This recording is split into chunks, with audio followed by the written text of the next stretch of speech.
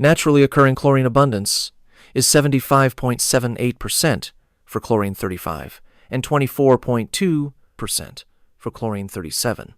How to calculate the atomic weight of chlorine? How do we know how many naturally occurring isotopes are available for a specific atom? For that purpose, we need to see the mass spectroscopy results of the relevant element, in this case, chlorine. According to that, it clearly indicates two peaks on the graph with different intensities.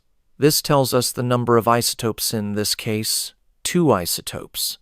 In reality, the graph shows 5 peaks as a combination of Cl35 and chlorine Cl37. X-axis of the graph tells us mass to charge ratio allows us to calculate the mass of each isotope in AMU units using C12 atom as standard. Let's have a look how to calculate the atomic weight of chlorine. First, need to multiply abundance of each isotopes by its mass and sum each answer.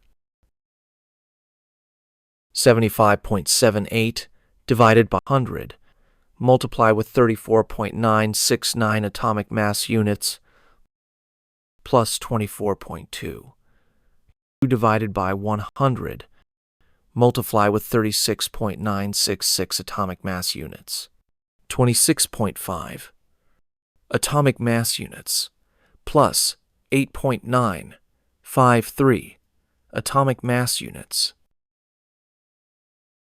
Answer is 35.45 atomic mass units. Keep in mind, the atomic weight of an atom is the average atomic mass between two isotopes and closer to the more abundant isotope.